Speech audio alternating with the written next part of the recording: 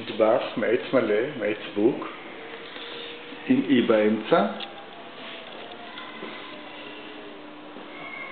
עם כל הפטנטים החדשים ביותר, ולידו בסלון מזנון מתאים, מאותו עץ, ובצד השני של הסלון עוד מזנון אחד מתאים, שבנוי בתוך קירות גבס, מעוצבים עם פסלונים יפים,